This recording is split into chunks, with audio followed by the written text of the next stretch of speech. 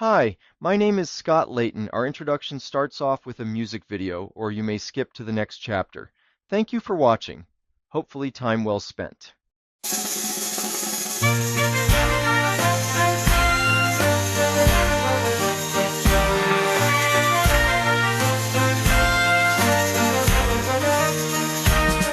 This morning, took a stroll outside, looked around my city and I nearly cried. There's a Starbucks on the corner, a Target down the block, all the buildings look the same, what a culture shock. Where's the charm? Where's the flair? Why does my city look like a Tupperware? Yo town is fugly. Yo house is ugly. You car is ugly. And to make matters worse, yo wife is fugly. You live in Fugly town. You're rude and mean and I can't stand to look at you. Have you seen yourself in the mirror? Our town is ugly. Maybe we'll forget what beauty even is. Oh, it's an ugly town, beige as far as I can see. Cookie cutter buildings and no identity. They paved paradise for a parking lot. Now we're stuck with this soulless plot. Planned obsolescence, they built it to decay just so they could tear it down and build it the same way. Single-use zoning got us trapped in a maze, and the only green I see is Amazon's payday. Where's the heart? Where's the soul? Why does the city feel like a corporate mole? Oh, it's an ugly town, beige as far as I can see. Every block a clone, no room for history. They tore down the mosque and they raised the hill. Now we're left with a landscape that's bland and still. But then I dream of Rome, and I dream of Milan, where they built with beauty, every inch was planned. New Orleans has jazz, and New York has grit. Why can't my city have a little of it? Developers promise a Renaissance flair, but all they give us are buildings that nobody cares. A 5/1 and a parking garage. Man, this town's just a capitalist mirage. Yo town is fugly. Yo house is ugly. You car is ugly. And to make matters worse, yo wife is fugly.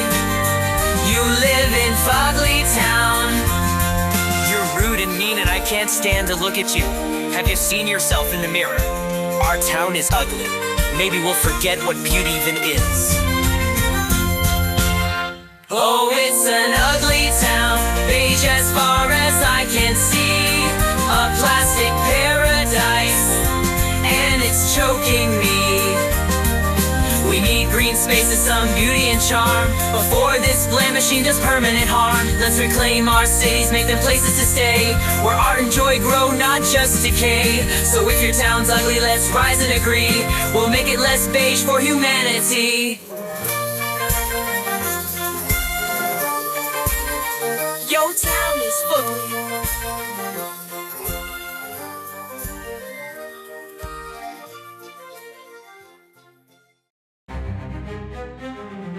Is your city ugly? It's a question that might sound a bit harsh, but let's be honest. When every corner of your urban oasis starts looking like the next town over, you've probably wondered it yourself. Chain coffee shops, big box stores, cookie-cutter condos, they've all become the hallmark of a city suffering from the plague of sameness. But who's to blame for this blandification of our cities? And more importantly, how can we stop it before we all start dreaming in beige?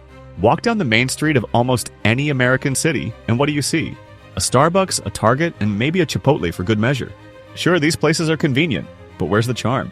And much of modern architecture doesn't inspire or exude joy.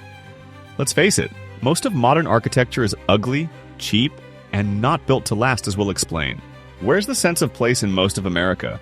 It's as though big corporations and developers are conspiring to turn every town into the same lifeless suburb. And here's the kicker. It's working. Let's talk about beige. Have you ever noticed how much of modern architecture is downright ugly?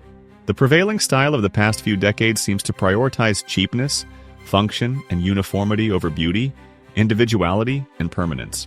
Gone are the days of grand, awe-inspiring buildings that told a story. the kind you find in places like Paris, Rome, or even older American cities. Instead, we're left with boxy, dreary structures made of materials that look like they belong in a storage unit, not a public space. The result is a world full of places that look like they could be anywhere, with little regard for aesthetic appeal or the human experience. The end result? Cities that feel soulless. One of the tragic examples of how this uglification is played out can be found in Pittsburgh. Throughout the mid-20th century, the city raised numerous architecturally significant buildings in the name of urban renewal. What was once a bustling, diverse area like Pittsburgh's Hill District was leveled, displacing thousands of residents. Not just old buildings, but entire communities were destroyed, all in the name of progress.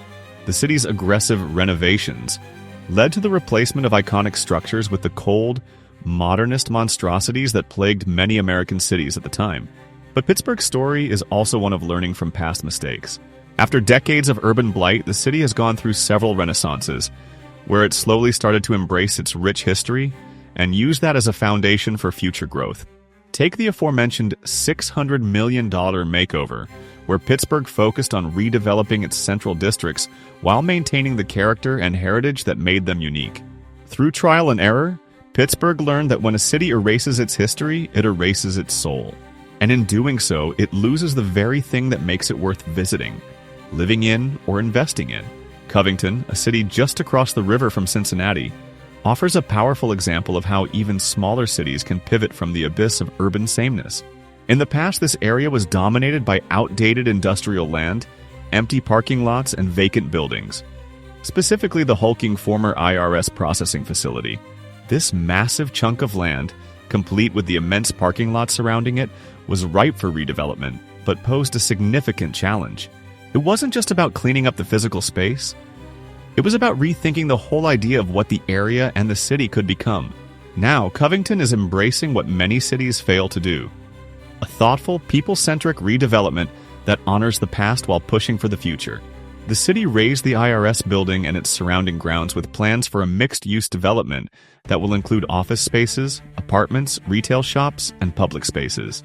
This new vision stands in stark contrast to the old sprawling parking lot-filled landscape. Importantly, the goal isn't just to create a convenient, attractive place for people to work or shop. Covington's planners are intentionally ensuring that these developments serve the broader community, integrating them into the fabric of the city rather than segregating them into isolated islands of commerce. But will this new development be less beige? The answer is yes and no. The mixed-use nature of the project inherently defies the bland uniformity of the past. By incorporating residential spaces alongside local businesses, the project aims to breathe new life into their city. However, the long-term success of this redevelopment will depend on whether it fosters a true sense of place, creating opportunities for cultural vibrancy and community interaction. If Covington succeeds in these goals, it will serve as a beacon for other cities looking to reimagine their own underutilized spaces. Pittsburgh has undergone several renaissances, but not all of them have been successful in the way they hoped. One of the most poignant examples of urban mistakes occurred in the mid-20th century during the city's attempt at urban renewal. The Hill District, once a thriving African-American neighborhood, was destroyed to make way for new construction. Large sections were razed, and the people who had lived there for generations were displaced. It wasn't just the residents who suffered. The cultural and architectural heritage of the Hill District was lost as well. Iconic buildings were replaced with bland, car-centric spaces that did little to elevate the city's aesthetic. Equally impactful was the destruction of Pittsburgh's Syria Mosque. The Syria Mosque was a stunning example of mid-century architecture, and its demolition in 1991 was seen by many as an irreversible mistake. The mosque, an architectural treasure, was replaced with yet another glass and steel structure. As these mistakes mounted, Pittsburgh became the poster child for how poorly executed redevelopment could strip away the identity of a city. However, Pittsburgh's current wave of redevelopment looks promising. The city has finally come to terms with its architectural past, both the successes and failures. The $600 million makeover aims to revitalize the downtown and adjacent neighborhoods with a keen eye on preserving history while infusing modernity. Central to this vision is the creation of vibrant public spaces, mixed-use developments, and a renewed focus on local businesses. This new direction, compared to the mistakes of the past, embraces Pittsburgh's cultural richness and aims to attract people who want to experience the unique blend of old and new. With its past mistakes firmly in mind, Pittsburgh is focused on creating an urban landscape that feels more alive, more human, and, yes, less beige. If done correctly, Pittsburgh's current efforts will ensure the city is no longer defined by lost history, but by its thriving, diverse future. Cities like New York, historic Los Angeles, Washington, D.C., and New Orleans are often considered exceptions in the landscape of American urban design. These cities have a sense of place, a character that transcends the modern sterility of chain stores and monotonous architecture. New York's grid of iconic neighborhoods, New Orleans' French Quarter, and D.C.'s monumental landmarks give each place a unique feel that can't be replicated. But they, too, face pressing environmental issues. The looming threat of rising sea levels could swallow much of New Orleans and D.C. by 2150, and even New York is at risk. And what of Los Angeles, with its history of devastation and rebuilding after tragic fires? For LA, the question of how to rebuild after such disasters is multifaceted. The city's people and resilience is something to admire after the devastating fires. LA has continually reinvented itself. However, as the city expands and densifies, it must also contend with issues of sustainability, the need for green space, and the strain on its infrastructure, pollution, and water issues. Rebuilding LA, in a way that retains its sense of place while addressing modern challenges like climate change and sprawl, will require thoughtful planning and a balance between innovation and heritage. Cities like New York and New Orleans offer vital lessons on the importance of history, character, and community engagement. However, these cities also show how fragile this sense of place can be in the face of environmental challenges. Can we keep these unique identities intact while addressing the very real threats of climate change? And how might the Renaissance philosophy on place and space, rooted in a reverence for the human experience and harmony between the built and natural world, inform our approach to saving these places? Ever wonder why people spend thousands to visit Paris, Kyoto, or Rome? It's not for the McDonald's or the shopping malls. It's for the history, the culture, the look, the vibe. Psychologists call this the pursuit of place attachment, and urban planners call it sense of place. The emotional bond people form with unique locations. We crave environments that inspire us, tell a story, and connect us to something greater than ourselves. Yet in America, we've somehow decided that convenience trumps character. The result? We've traded cobblestone streets and local bakeries for highways and big box retail. And let's not forget the environmental cost. Sprawl promotes car-centric development, leading to more pollution, traffic, and land use problems. The maintenance costs of sprawling infrastructure alone are enough to bankrupt cities. The only way to recoup? Keep building out instead of up. And with today's housing shortage and availability problems, we really need to consider more than just single-family homes. Another culprit in the destruction of vibrant urban life is single-use zoning, particularly the dominance of single-family housing. This type of zoning restricts areas to one type of use, often separating residential neighborhoods from commercial and recreational spaces. The result?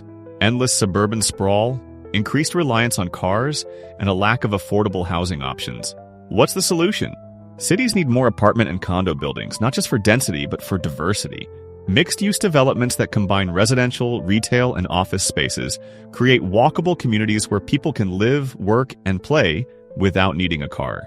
Governments and local municipalities should invest in these projects, subsidizing affordable housing and incentivizing developers to prioritize quality and sustainability over short-term profit. While apartment and condo buildings are essential, not all designs are created equal. Enter the 5/1 building, a wood-framed structure perched atop a concrete podium, ubiquitous in many urban areas. While these buildings are cheap and quick to construct, they're often criticized for their lack of architectural variety, poor durability, and limited lifespan. Worse, they've become yet another symbol of urban sameness, spreading like wildfire across cities. To avoid this trap, cities must demand better standards for design and construction. This means encouraging innovation in materials and aesthetics while ensuring buildings are built to last. After all, our cities deserve more than just functional spaces. They deserve beautiful, enduring architecture. Developers are also guilty of a practice known as planned obsolescence, where buildings are intentionally designed to have a short lifespan. The goal? To ensure constant demand for new construction. While this may be profitable for developers, it's terrible for cities and their residents. Poorly built structures not only degrade faster, leading to higher maintenance and replacement costs, but they also contribute to a throwaway culture that undermines sustainability and beauty. Cities deserve better than disposable architecture. Contrast America with Europe, where compact, walkable cities are the norm. Central business districts and large historic districts with unique architecture and grand open spaces are vibrant hubs of commerce and culture, not just glorified parking lots. Third places, those essential gathering spots like cafes, parks, and plazas, thrive, fostering a sense of community and belonging. It's a stark contrast to the strip malls and endless cul-de-sacs that dominate the American landscape or the American lifestyle we're stuck in. The constant mouse wheel spinning between work, home, sleep, repeat. So what can we learn from Europe?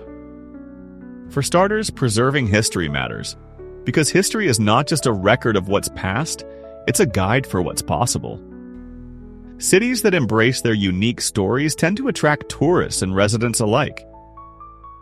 The key is public policy that prioritizes local over global, sustainability over short-term profit. Let's face it, multinational corporations have made life easy. Need groceries? Amazon delivers. Craving a burger? McDonald's is right there. But at what cost? Locally owned stores create more jobs, circulate money within the community, and offer products that reflect regional character. They're also better for the environment, reducing the carbon footprint of shipping and production. So maybe it's time to think twice about that Big Mac or Amazon purchase. Do we really need another warehouse-sized supermarket when a local grocer could offer fresher, more sustainable options?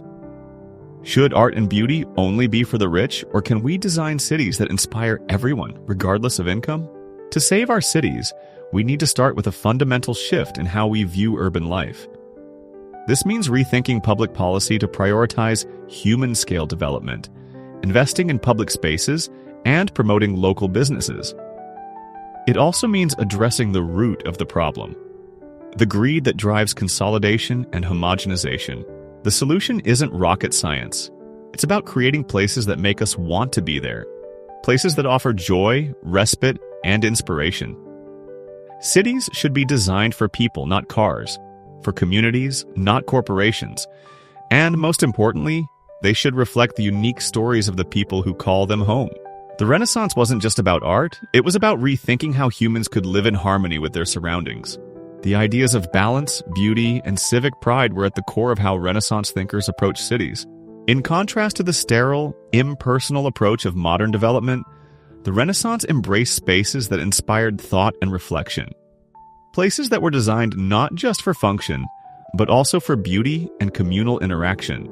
This spirit of humanism and civic engagement is one that we should revive in our own urban landscapes. This philosophical foundation could also guide the rebuilding efforts in cities affected by disaster or neglect. After the fall of the Roman Empire, cities like Milan that had been razed flourished during the Renaissance. The focus wasn't just on rebuilding structures, but on creating spaces that resonated with the people who lived in them. The idea was that a thriving urban environment wasn't just a matter of constructing buildings. It was about creating a meaningful relationship between people and their city, one that would be remembered for generations. At its core, this fight for better cities is about more than just aesthetics. It's about embracing the Renaissance spirit, the pursuit of knowledge, beauty, and humanity. History shows us what's possible when we prioritize creativity and compassion over convenience and profit. So, next time you're tempted to click Buy Now on Amazon or pull into a drive-thru, ask yourself, is my city ugly? And if it is, what am I willing to do about it? Because saving our cities isn't just a job for urban planners and policymakers, it's a mission for all of us. Live the Renaissance spirit. Let's make our cities places worth living in, worth loving, and worth sharing with the world.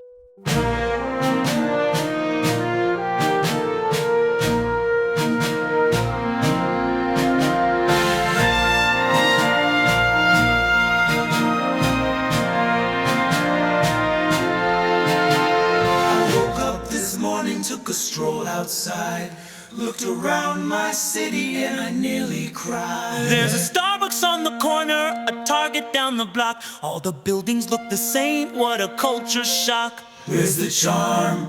Where's the flair? Why does my city look like a Tupperware? Your town is full of houses ugly, cars ugly, and to make matters worse, your wife is fugly. You live in town, and you're strange to look at yourself in the mirror. Our town is ugly, maybe we'll forget what beauty even town beige as far as I can see. Cookie cutter buildings and no identity. They paved paradise for a parking lot. Now we're stuck with this soulless plot. Planned obsolescence, they built it to decay, just so they can tear it down and build it the same way. Single-use zoning got us trapped in a maze, and the only green I see is Amazon's payday. Where's the heart? Where's the soul? Why does this city feel like a corporate enroll? It's an ugly town beige as far as I can see. Every block a clone, no room for history. They tore down the mosque and they raised the hill. Now we're left with the landscape that's bland and still. And I dream of Rome and I dream of Milan, where they built with beauty, every inch was planned. New Orleans has jazz and New York has grit. Why can't my city have a little of it? Developers promise a Renaissance flair, but all they give us are buildings that nobody cares. A 5/1 and a parking garage. Man, this town's just a capitalist mirage. Your town is Fugly, your house is ugly, your car is ugly, and to make matters worse, your wife is ugly. You live in Fugly town. To look at you, the last one in the mirror. Our town is ugly. Maybe we'll forget what beauty even is. An ugly town beige as far as I can see. A plastic paradise, and it's choking me. We need green spaces, some beauty and charm, before this bland machine does permanent harm. Let's reclaim our cities, make them places to stay, where art and joy grow, not just decay. So if your town's ugly, let's rise and agree. We'll make it less beige for humanity. Your town is ugly.